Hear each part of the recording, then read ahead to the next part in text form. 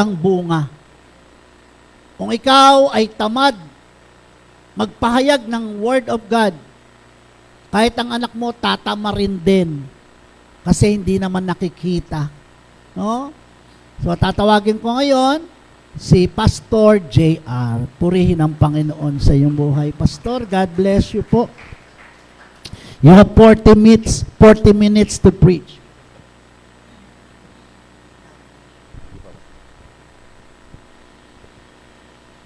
Sige ho, minsan pa po palakpakan natin ng malakas ang ating Panginoon. Pwede bang pakisabi sa katabi mo, mas lalo kang gumwapo't gumanda ngayon? Amen. Parang di naniniwala yung nagsabi sa'yo. Hallelujah. Minsan pa po, isa pong malakas na palakpak sa ating Panginoon.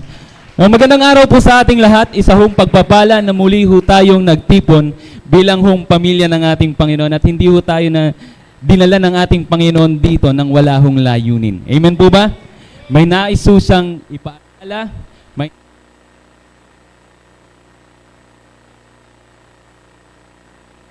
ating puso at hayaan natin ang salita ng Diyos mangusap sa atin. Ay ang pamagat ho ng mensaheng ating ibabahagi sa umagang ito, called to follow, sent to multiply. Called to follow, sent to multiply. No, magagaling po ang ating text mula sa Luke chapter 14, no, verse 25 to 35, pero dito lang po tayo focus muna sa Luke chapter 14, verse 27. Mga kapatid, naniniwala ho ako na hindi ho tayo tinawag ng ating Panginoon para lang ho maging church attendees. Pakitabik po yung katabi mo. No? Tinawag niya ho tayo dahil mahal niya yung mga tao na naliligaw.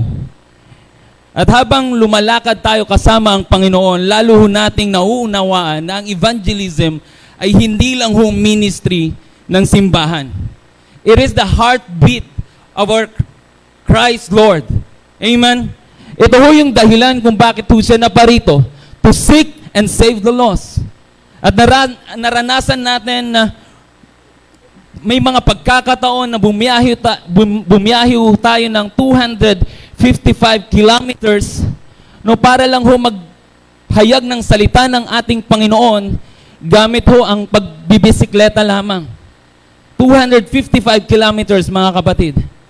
If not by God's love, no, kung hindi natin na-encounter yung pagmamahal ng ating Panginoon, we would not journey 255 kilometers just to preach, just to share gospel, just to share His Bible, the Word of God.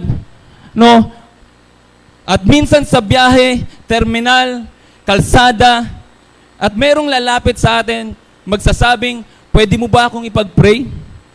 At minsan isang Bible verse lang ang mabigay natin, may ilang minuto lang ang pag-uusap at doon natin nakikita, mga kapatid, na hindi ho natin kailangan ng entablado para ho maglingkod. Amen po ba? Ang kailangan ho natin, mga kapatid, ay puso ho na handang sumunod. Now, in Luke chapter 27, verse 27 says, pwede ho ba tayong tumayong lahat at basahin natin ang salita ng ating Panginoon? Luke chapter 14, verse 27, sabay-sabay ho nating basahin. 3, 2, 1. Whoever does not bear his own cross and come after me cannot be my disciple. Pagpalain po ang pagkakabasa ng salita ng ating Panginoon. Tayo hong lahat ay manatiling nakatayo at manalangin. Ama naming Diyos na nasa langit, kami ho ay nagpupurit, nagpapasalamat sa umagang hong ito. Dalangin namin, Panginoon, ang mensaheng ito, Panginoon Lord God, ay Panginoon, hindi lang namin maririnig, kundi titimo ito sa aming mga puso. Huwag mo kaming hayaang komportable. Kung ang tawag mo sa amin ay lumakad ng may pananampalataya, hindi namin gustong maging taong nakikinig lang. Gusto naming maging tunay na alagad at turuan mo kaming magpasan ng krus, iwan ang comfort zone at mamuhay para sa iyong misyon. Holy Spirit, Ikaw ang mangusap, Ikaw ang kumilos, ikaw ang magbago ng aming mga puso at isipan. Sa inyo po namin ibinabalik ang lahat ng papurit pagsamba. Ito ang aming pagsamot dalangin sa pangalan ni Jesus. Amen at amen. Sige po, maaari na po tayong makaupo. At dito ho natin makikita mga kapatid ang isang napakahalagang katotohanan. Ang evangelism mo, hindi ho nagsimula sa atin. Hindi ho ito programa ng simbahan. Hindi ho ito ideya lang ng tao. Ito ho ay misyon ni Jesus. Siya mismo ang unang nagsabing, follow me. At siya rin ang nag-utos ng go and make disciples of all nations. Ibig sabihin mga kapatid, ang tawag ni Jesus ay hindi lang para sumunod, kundi para magpadami ng mga tagasunod. Kaya ang buhay Kristiyano hindi ho nagtatapos lang sa kaligtasan.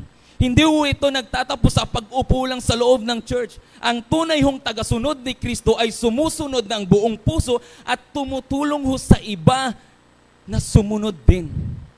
Kaya ang mensahe natin mga kapatid, called to follow, sent to multiply. Now, in Luke chapter 14, makikita ho natin yung napakaraming tao na sumunod kay Jesus. Saan man siya magpunta, may mga taong nakapaligid sa kanya. Libo-libo ho ang gustong makinig ng kanyang pagtuturo. Makikita ho natin ang kanyang mga himala at mararanasan ang kanyang kapangyarihan. Next slide please. Mararanasan ang kanyang kapangyarihan sa paningin ho ng tao. Ito ho ang sukatan ng ministry. Kung tayo marahil ang nasa kalagayan ni Jesus mga kapatid, baka matuwa ho tayo dahil dumadami ho ang followers. Lumalaki yung audience at lumalawak yung impluensya. Ngunit iba ho ang paraan ng pagtingin ni Jesus. Hindi siya nabighani sa dami ho ng tao. Hindi niya sinasabing, maraming salamat sa nag-follow sa akin. Sa halip, hinarap niya ang karamihan ng isang mahirap ngunit mahalagang mensahe. Sinabi niya na kung nais nilang sumunod sa Kanya, kailangan mo nilang bilangin ang alaga on the cost ng pagiging Kanyang alagad. Now, bakit ho ginawa ni Jesus to? Bakit ho ginawa ni Jesus? Dahil alam niya ho na hindi lahat sumusunod ay tunay hong handang magpatuloy. Marami hong naaakit sa mga himala, ngunit hindi handang yakapin ang krus. Maraming gustong tumanggap ng pagpapala, ngunit ayaw ho ng pagsunod. Gusto nila ng tinapay na magbibigay ng busog, ngunit ayaw ng buhay na pagtatalaga at pagsasakripisyo. Kaya bago ho natin tanggapin, bago tanggapin ni Jesus ang kasikatan ng maraming tao, sinusubok muna niya ang kanilang puso. Hindi siya naghahanap ng mga taong sasabay lamang sa Kanya kapag magaan ang buhay. Ang hinahanap niya po ay mga alagad na mananatiling tapat kahit ho may kapalit na hirap, kahit ho na may pagtanggi, kahit ho na may pagsasakripisyo. Ito ho ang mensaheng nais iparating sa atin ng Luke chapter 14 sa atin ngayon, na ang pagiging Kristiyano hindi lamang tungkol sa pagdalo ng simbahan o pagtanggap ng biyaya ng Diyos. Ito ho ay isang panawagan ng buong pusong pagsunod kay Kristo, anuman ang halaga nito. At ang tunay ho na disipulo, hindi lamang ho humahanga kay Jesus, kundi handa ho siyang sumunod kay Jesus hanggang sa wakas. Now, church, ngayon ang tanong, follower ka ba? O ang tanong dapat ay, anong klaseng follower ka?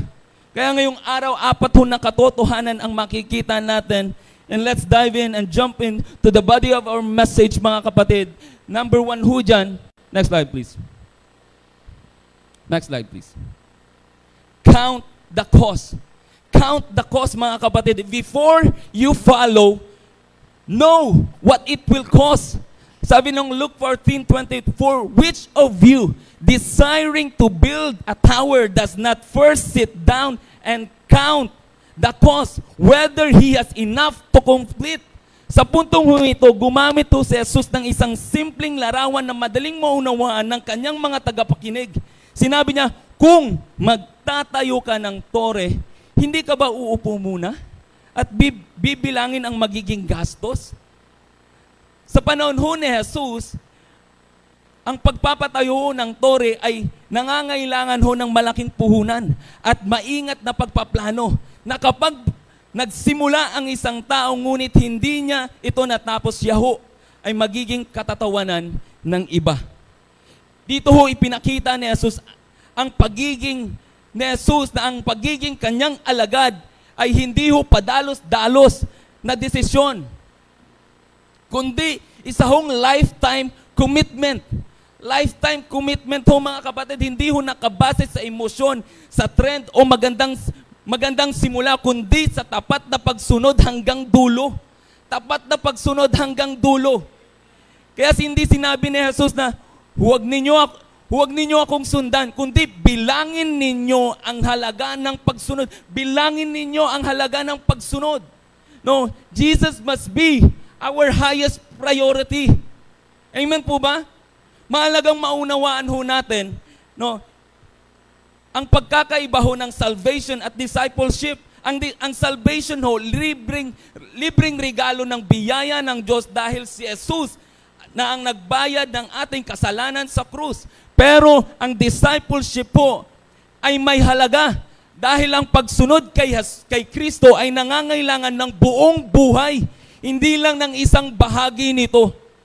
Parang sinasabi mo kay Jesus, parang sinasabi ni Jesus, I gave my life completely for you. Handa mo rin bang isuko yung buong buhay mo para sa akin? Hindi niya ho sinasabing, hindi niya hinihingi ang Sunday mo lang o ang ministry mo lang. Hinihingi niya ho ang puso mo, ang buong puso mo, ang buong isip mo, ang buong oras mo, at buong buhay mo. Kaya ang tunay ho na tanong ay hindi lang tinatanggap ba natin si Jesus bilang tagapagligtas, kundi si Jesus ba talaga ang Panginoon ng buhay mo? Next slide please. Now, mga kapatid, sa sandali hong ito, suriin natin ano ang pinakamahalaga sa buhay mo. Is Jesus truly first in our life? No. Ano ang pinakamahalaga sa buhay mo ngayon? Career ba? Negosyo ba? Pamilya ba? Relasyon ba? Pangarap ba? Financial security ba? O comfort na meron ka? Ngayon isipin natin kung sasabihin ni Jesus, ibigay mo sa akin ang pinakamahalaga sa iyo, ano ang magiging sagot mo? Tahimik ka bang susunod? O sasabihin mo, Lord, gawin mo na ang lahat sa akin. Huwag lang. Doon ho nasusukat kung sino talaga ang naghahari sa ating puso. Dahil kung ano ang hindi natin kayang isuko kay Jesus, ay maaring iyon ang ating nagiging idolo. Ngunit tandaan natin, hindi mataas ang halaga ng discipleship dahil gusto tayong pahirapan ng Diyos. Mahal ang discipleship dahil napakahalaga ni Jesus at walang maihahambing sa kanyang halaga.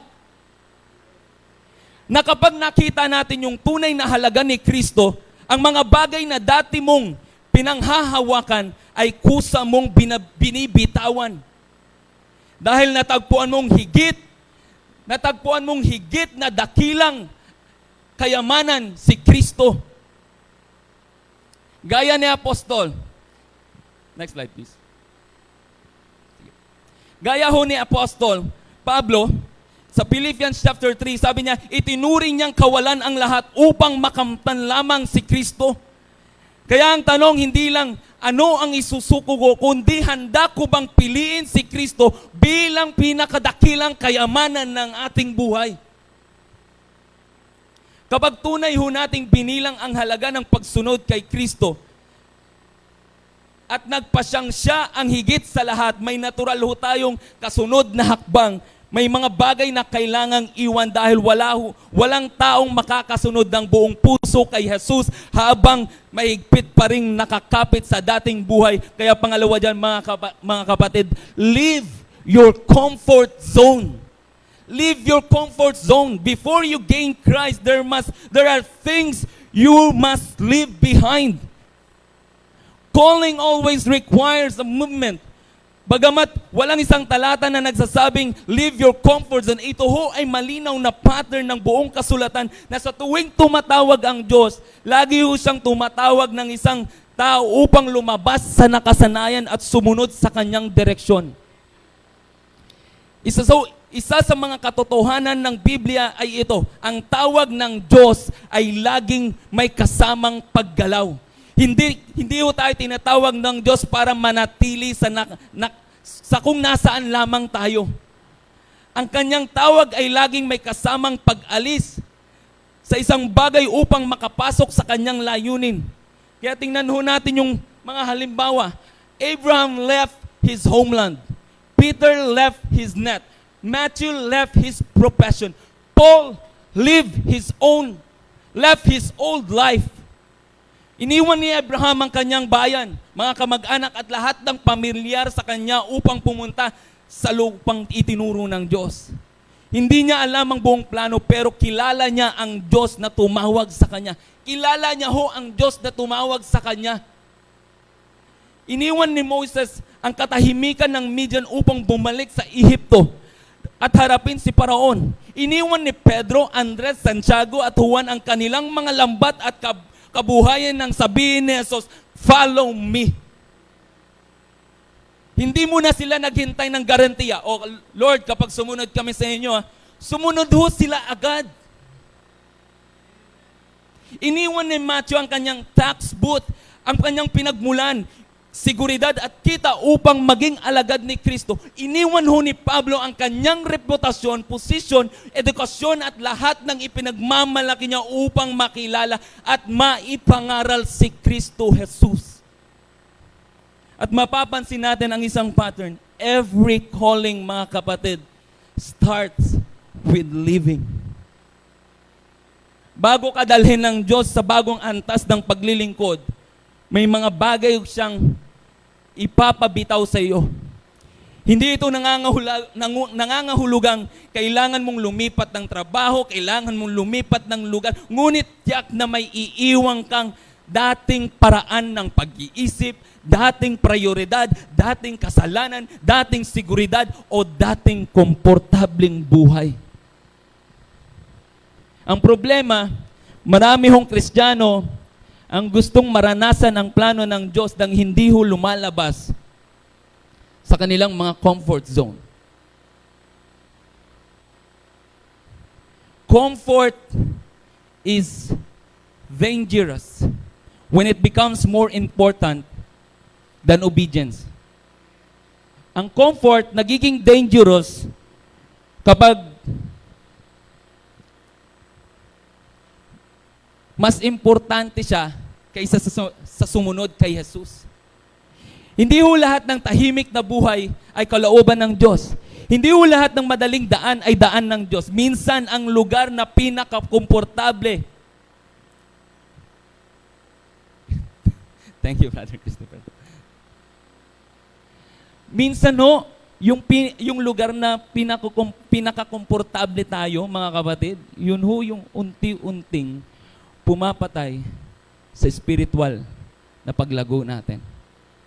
Ayaw natin magsakripisyo, ayaw natin mag-effort, ayaw natin magbigay ng oras. Kasi sasabihin natin, nakaka-attend naman ako every Sunday. That's a problem minsan, mga kapatid. We wanted the celebration, pero pagdating ng journey, kinatatamaran natin. Kapag mas mahal mo ang convenience kaysa sa obedience, mas pipiliin mong manatili kaysa sumunod. At kapag palaging comfort ang pinipili natin, ang bunga, complacency. Sa spiritual na kalagayan kung saan kontento ka na lang sa kasalukuyan at wala ka na hong pagnanais na lumago. Maglingkod o sumunod sa mas malalim sa Panginoon. Ano yung comfort zone mo ngayon? Mga kasalanan na ayaw mong bitawan? May takot bang pumipigil sa'yo para sumunod? Puro dahilan ba ang nasa isip natin? Kapag tinatawag tayo ni Pastor Ed, there's so much excuse na ginagawa. Mas inuuna ba natin yung convenience natin kaysa sa commitment? O hinahayaan natin yung katamaran ang magdikta ng buhay natin? O baka mas maraming oras sa entertainment kaysa ho manalangin, kaysa ho magbasa ng Biblia, kaysa ho maglingkod. Ngayon ho, isipin ho natin, ano yung bangka na ayaw mong iwan? Ano yung mga bagay na sinasabi ng Diyos na bitawan mo? Bitawan mo. Bitawan mo. Pero mahigpit pa rin yung paghawak mo. Naalala ho ba natin yung kwento ni Peter? Ang tawagin siya ni Jesus na lumakad sa ibabaw ng tubig. Mga kapatid, hanggat nasa bangka si Pedro, ligtas ho siya. Komportable siya. Kasama niya yung ibang alagad. Ngunit hindi niya mararanasan yung himala habang nananatili siya roon. Nang marinig niya ang tinig ni Jesus at lumabas siya ng bangka, doon niya ho naranasan ang kapangyarihan ng Diyos sa paraang hindi niya pa nararanasan. Hindi kailan nakalakad si Pedro sa ibabaw ng tubig habang nananatili siya sa bangka. Ganito rin ho yung buhay natin bilang isang disipulo. Hindi mo mararanasan ang susunod na antas ng katapatan ng Diyos kung pipiliin mo ang komportable kaysa sa pagsunod. Faith begins where comfort ends. Amen? Minsan po papalakpakan natin ng malakas ang ating Panginoon. Next slide po, please. Kapag binilang mo ang halaga at handa ka nang lumabas sa iyong comfort zone, may isa hong hakbang na hindi maaaring iwasan. Hindi sapat na iwan natin yung dati nating buhay. Kailangan mong yakapin yung bagong buhay na inaalok sa iyo ni Kristo. Amen? Do you think, gamitin natin example si Christopher. Do you think Christopher would be like this kung hindi siya yumakap kay Lord ng todo? Nakikita ba natin yung totoong pagbabago kay Christopher kung hindi siya yumakap mismo kay Lord? At ang kailangan mong yakapin ang bagong buhay na inalok ni Kristo at ang sentro ng bagong buhay na iyon ay hindi ang kaginhawaan kundi ang krus. Sinabi ni Jesus, whoever does not bear his own cross and come after me cannot be my disciple. Next slide, please. So follow Jesus wholeheartedly. Whoever does not bear his own cross and come after me cannot be my disciples. Carry your cross every day. Pagkatapos sabihin ni Jesus, bilangin ang halaga ng pagsunod, mas lalo pa niyang nilinaw kung ano ang tunay na ibig sabihin ng pagiging alagad. Whoever does not bear his own cross and come after me cannot be my disciple. Napakahalaga ho ng salitang cross. Sa talata hong ito, sa panahong natin ngayon, ang cross ho ay madalas nating nakikita bilang simbolo ho ng pananampalataya. Ginagawa itong kwintas, dekorasyon, logo ng simbahan o disenyo ng damit. Pero nung panahon ni Jesus, iba ho ang kahulugan nito. Ang krus ay hindi simbolo ng kagandahan. Ito ho ay instrumento ng kamatayan na kapag may taong nagbuhat ng krus noon, alam ng lahat na papunta siya sa lugar ng kanyang kamatayan. Wala na siyang babalikan pa. Wala na siyang sarili pang agenda. Ang buhay niya ay hindi para sa kanya. Ang buhay niya ho ay hindi para sa kanya. Kaya nang sabihin ni Jesus, carry your cross. Carry your cross. Hindi niya sinabing magdala ka lang ng problema. Hindi niya sinabing tanggapin mo lang ang mga pagsubok sa buhay. Sa mas malalim ho na ibig sabihin, die to yourself. Die to yourself. Araw-araw mong isuko ang kagustuhan mo upang ang kalooban ng Diyos ang masunod sa iyong buhay. At ang tunay ho na disciple, nabubuhay po. Hindi ho nabubuhay para sa sarili, kundi para kay Kristo. Ang pagbuhat ng krus ay nangangahulugang araw-araw. Pinipili mong sabihin when we wake up in the morning, Lord, not my will, but yours be done.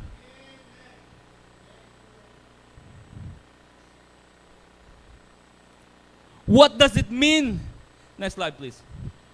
What does it mean to die to self? Dying to self means dying to pride. Hindi na sarili ang gustong itaas, kundi si Kristo.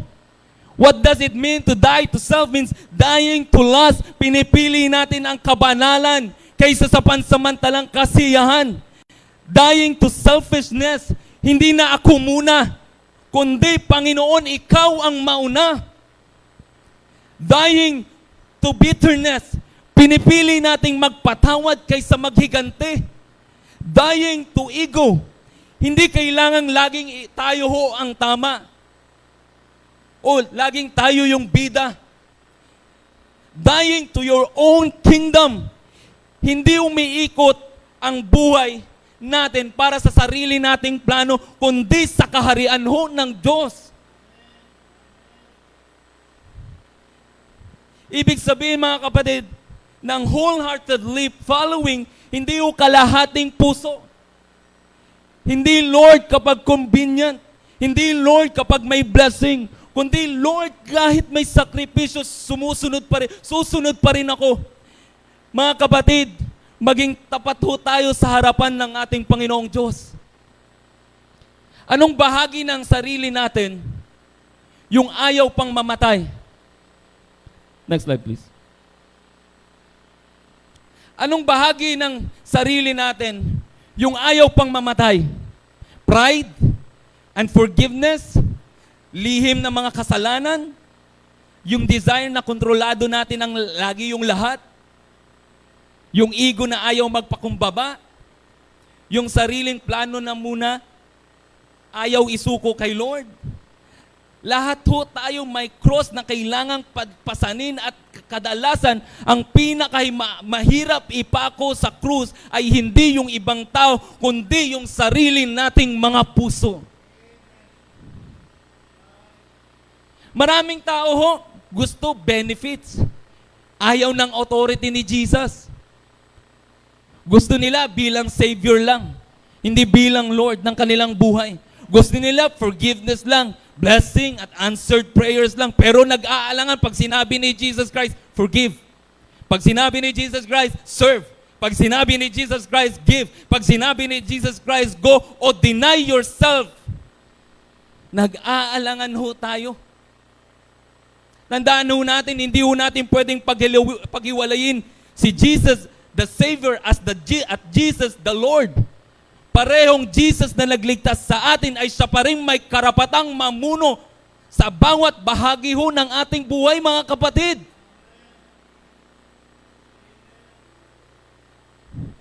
Hindi lang natin sa Jesus kapag may pangangailangan ho tayo sa Kanya. Hindi lang natin sa Jesus kapag kailangan natin ng tulong Niya. Pag kailangan natin ng miracle Niya. He should be the authority of our life, the priority of our life. Kaya nga sinasabi, if you seek God first in your life, sabi niya, all these things will be added. Kaya lang bumabaliktad tayo palagi.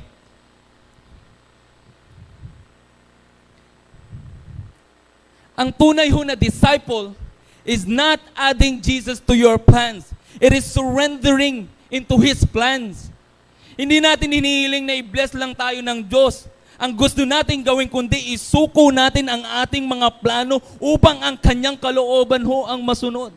Na kapag si Jesus ang tunay na naghari sa buhay mo, hindi na ikaw ang driver seat, siya na ang nangunguna at ikaw ay may kagalakang sumunod sa Kanya. Ang pagsunod ho kay Jesus, hindi lang ho sa tungkol sa personal na pagbabago. May mission ho tayo. Pwede ba pakisabi sa katabid mo, may mission ka? Hindi ka ho tinawag para lang sumunod. Tinawag kang magparami ng mga tagasunod ni Kristo. Because every true disciple is also called to make disciple. Amen? Every disciple makes a disciple. Mga kapatid, tingnan ho natin yung ginagalawan natin. Napakarami hong mensahe ang gustong maghubog sa isip at puso ng susunod ho na henerasyon.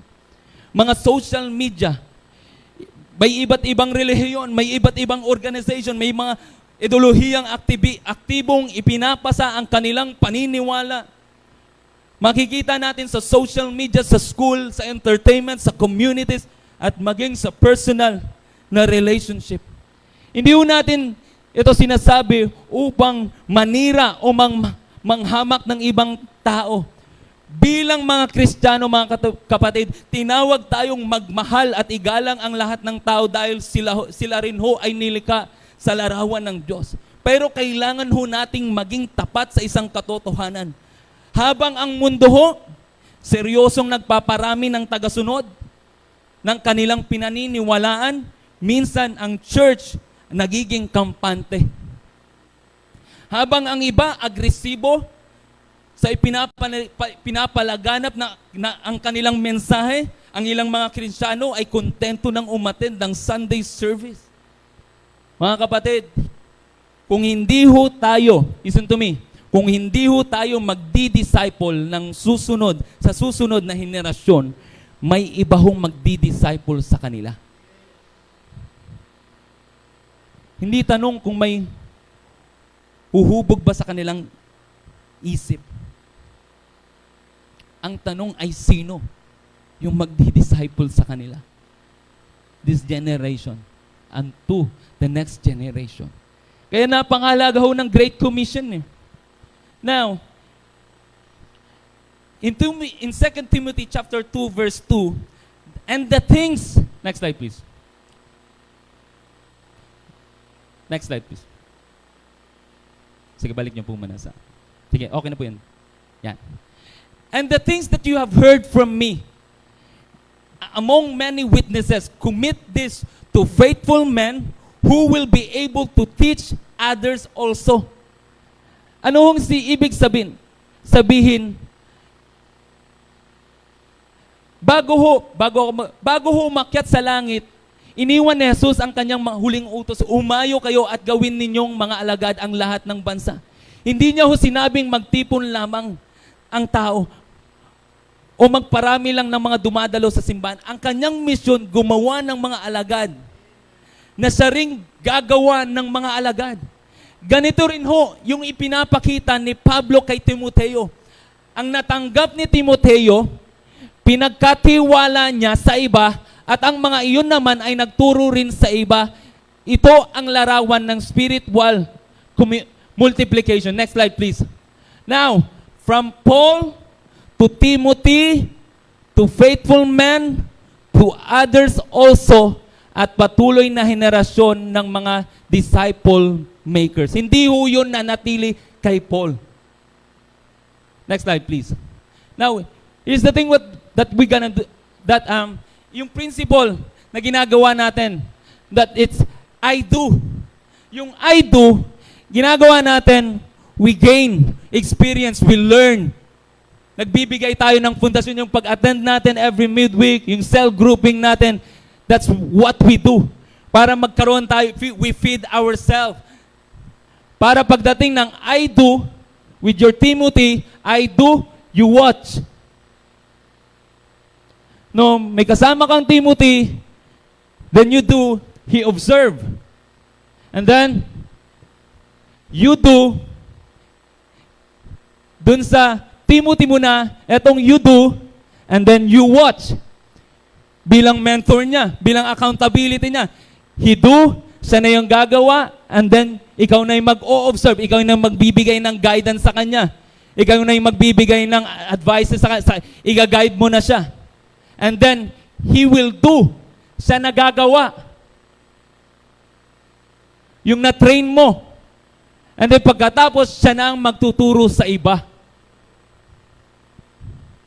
Ang tunay hong discipleship, hindi lamang pagbabahagi ng kaalaman, kundi pagpapasa ho ng buhay, pagmomodelo ng pananampalataya, at pagpaparami ng alagad na gagawa rin ng mga alagad.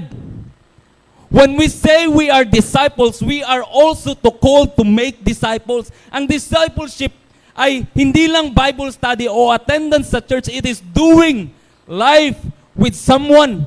Hindi ho tayo naghihintay lang na sila ang lumapit sa atin. We intentionally extend our lives to them.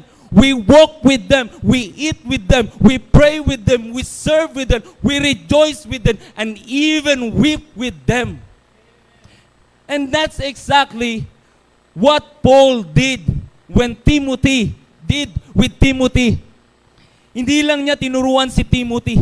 Isinama niya sa kanyang buhay at ministry. And discipleship is a life-on-life, heart-to-heart, until Christ is formed in another person's life. Until Christ is formed.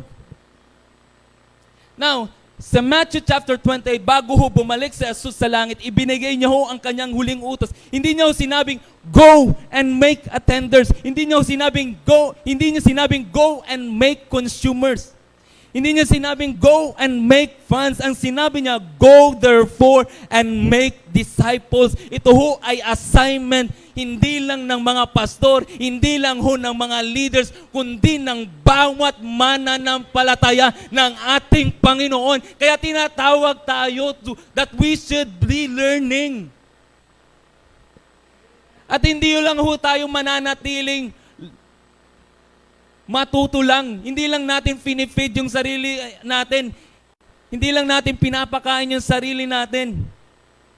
Ipinapasa rin natin sa iba. Hindi lang ho ito para sa evangelism theme, mga kapatid. Ito ho ay responsibilidad ng bawat disciple.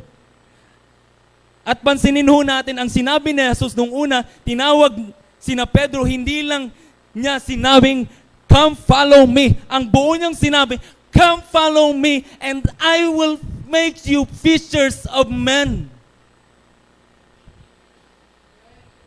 Ibig sabihin, mga kapatid, ang tunay ho na disciple, hindi lang sumusunod, kundi nagdadala rin ng iba kay Kristo. Now, mga kapatid, meron ho ako dito, bago ko po ipakita yung video na pinadala ko po sa inyo, kung paano ho yung discipleship na ginagawa ng iba. Ang Islam po, marami hong Muslim ang lumipat sa Maynila para sa trabaho at negosyo. Meron ho silang matibay na komunidad. At ilang bahagi ng lungsod, malakas ho ang family discipleship nila. Napaka-strong po. Alam niyo po ba, dito sa community natin, kung gaano yung inilaki ng population ng mga Muslim. If I'm not mistaken, down from 300, parang tumaas ng halos 1,000,000. Now, ang INC, organisado ang kanilang evangelism. Regular ang visitation. May follow-up. May mga doctrinal classes. Marami hong local. Now, ang Jehovah's Witnesses, kilala ho sila. House-to-house ministry. Bawat membro hinihikayat mangaral. Consistent ang Bible study program.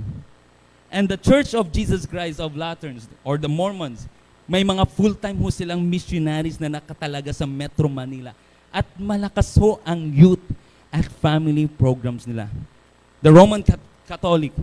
Ang Manila ang sentro ng maraming makasaysayang simbahan. Malaki ho ang debosyon tulad ng Nazareno sa Quiapo ay umaabot sa milyong-milyong deboto tuwing traslasyon. Malawak ho ang impluensya na sa mga paaralan, parokya at charitable ministries. Ang LGBTQ po, no, it's a movement. No, mabilis ho ang paglawak sa pamamagitan ng social media, universities, entertainment, online communities, workplace inclusion, advocacy, organization. Now mga kapatid, pwede po ba nating i-play yung video na ipadala ko po? Alam ko po, napakita ko na po tong video na to.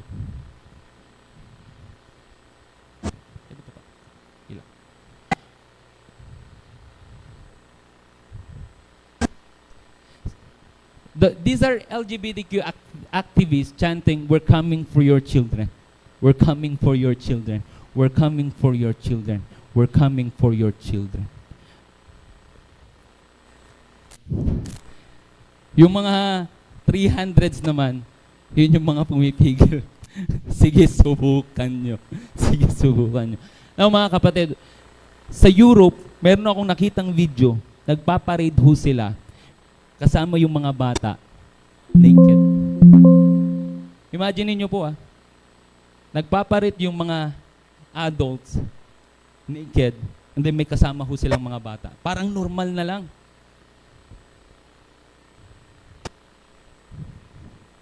Now mga kapatid, habang ho tayo nakaupo sa loob ng simbahan, the enemy is working. Habang tayo ho tahimik, maraming boses ho ang nagsasalita.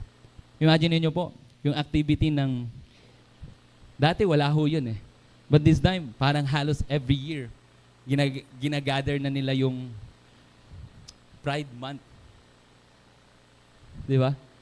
At nakakalungkot, even the schools, gusto nilang pasukin yung mga schools about this kind of identity something, di ba?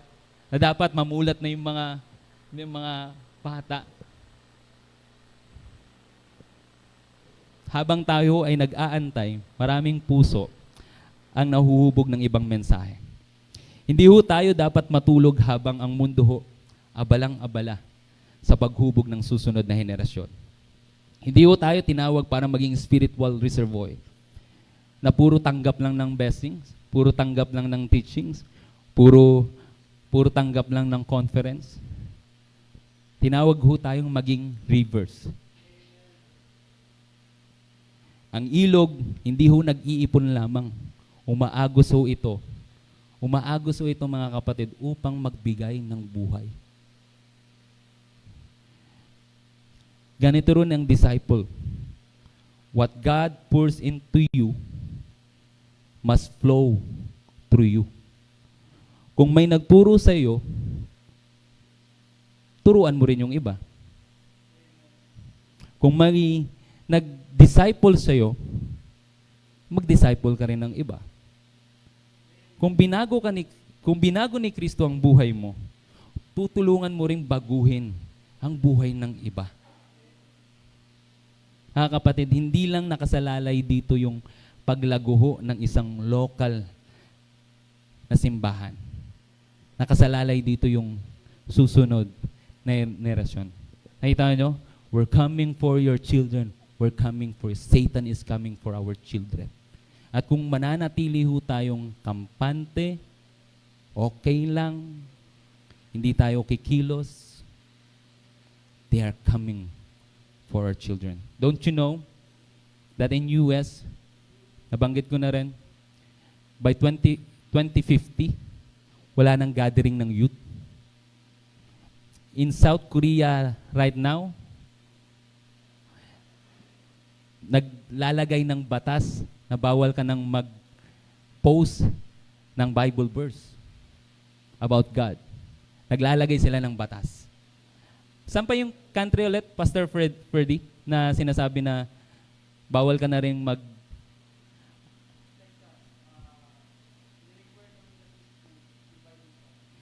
sa Texas, ni-required na yung Bible study sa loob ng school. Yung isang, yung hinaharangan. Canada, na hindi ka na rin pwedeng mag-post ng about God. Kaya, kung titigil ho tayong gumawa ng disciples, may iba hong worldview ang uhubog sa ating mga anak, kabataan, at komunidad. Kaya hindi lang ho ito isang simpleng church program, mga kapatid. This is a spiritual battle. At bilang iglesia, bilang church, hindi ho tayo tinawag para umatras. Tinawag ho tayong humayo. Humayo. Humayo. Humayo. Tinawag ho tayong gumawa ng disciple. Dahil ang Great Commission mga kapatid, hindi ho yan option. It's a command from our Lord Jesus Christ. Hindi ho yan suggestion. It's a strong command of our Lord Jesus Christ. Ito ho ang misyon ng bawat tunay na alagad ni Kristo. Now, balikan ho natin yung recap. The journey of every true disciple should be counting the cost. Surrender everything to Christ. Surrender everything to Christ. Leave your comfort zone and obey God's calling. Follow Jesus wholeheartedly. We carry our cross daily. And multiply disciples. Very short mga kapatid. Di ba? Kung bawat isa sa atin mag-share, family, mga kapatid, hindi mo kailangan ng microphone para lang makapag-share. Even in a simple way, you could pray for them, you could encourage them by sending message. Simple way. You could post hanggat may pagkakataon pa po tayo that we could, dito sa bahayan natin, we could post, we could praise, we could shout, we could celebrate. Kapit-bahay mo lang. Alam mo yun po, hindi ko alam, 2 weeks ago, sabi sa akin ni Jaina, to testify, no, the goodness of our Lord Jesus Christ. Doon sa MAPE ba yun, Jaina, right? MAPE nila, nagkaroon sila ng parang groupings. Di ba? Nagkaroon sila ng groupings. And then ang topic nila about anxiety, depression. Then suddenly, sabi ni Jaina, sabi niya, Daddy, bigla ko pong shinare yung Matthew chapter 11 verse 28 na kung tayo ay nabibigatan, makakapagpahinga tayo. Makakapagpahinga ho tayo sa presensya ng ating Panginoon. If every one of us could share, and if every one of us with voice out would be loud of what God is doing in our life, hindi ho lalabas yung mga naglalabasan yan sa paligid natin. Kung tayo ho ay ginagampanan natin yung binigay na gampanin na layunin sa atin ng ating Panginoon. Wag ho nating sasabihin hindi natin kaya. Sabi nga, sapat ho ang biyaya ng ating Panginoon para magtagumpay ho tayo. Sa pagtatapos ho mga kapatid, Jesus, balikan po natin po. Saglit. Jesus did not save us merely to attend church. He saved us to follow Him wholeheartedly and multiply disciples for His kingdom. Multiply His disciple for His kingdom. Next slide, please. Now, hindi ho tayo tinawag para maging bahagi lang ng crowd. Tinawag ho tayo ni Jesus para maging tunay na alagad. Tunay na alagad. Mga taong handang magbilang ng halaga, lumabas sa comfort zone, pasanin ang kanilang krus at gumawa ng iba pang mga alagad at naway ang buhay natin maging malinaw na patotoo ng ating mission, called to follow, sent to multiply. At balang araw, kapag humarap po tayo sa ating Panginoon Jesucristo, ang pinakamatamis na maririnig natin, hindi ang palakpak ng mundo, kundi ang kanyang tinig na nagsasabing, well done, and good, and faithful servant. Sa pong pinagpalang umaga sa bawat isa sa atin. Pwede ba nating palakpakan ng malakas ang ating Panginoon?